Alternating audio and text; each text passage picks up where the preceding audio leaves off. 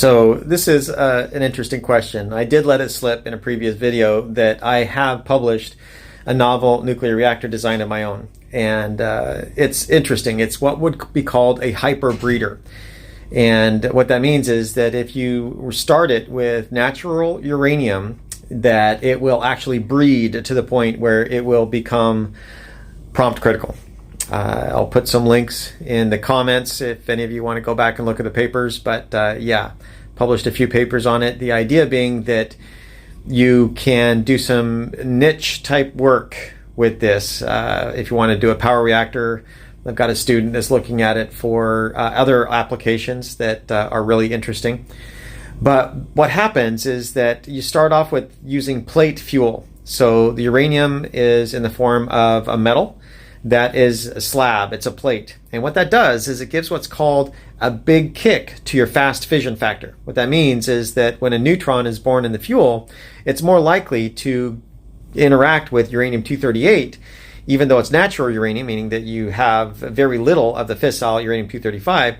A neutron that's freshly born in fission can fission uranium-238 if it is not moderated, if it doesn't bounce into anything else first. So the point is that the uranium-238 will fission and give contributions to the neutron economy. On top of that, it uses beryllium slabs for moderation. And the beryllium slabs are large enough that the neutrons, a large fraction of them, will spend the majority of their time in the beryllium instead of in the fuel. So once they leave the fuel, they spend a lot of time in the beryllium, and so they miss what's called the resonance absorption lines of the uranium-238. And the reason that's an issue is if the uranium-238 absorbs a neutron that's bounced around a little bit, it's not going to fission, it's just going to turn into a neutron poison.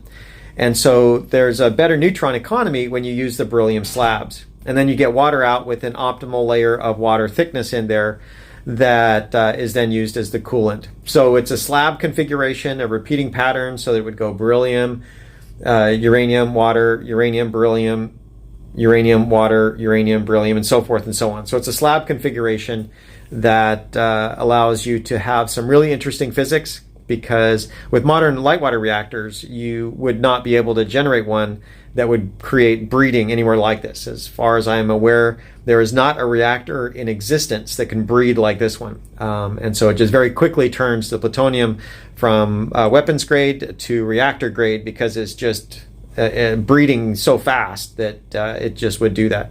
So it's interesting, but then again, I'm quite biased because it was my reactor. I had designed my idea. But thanks for the question. I hope you liked it.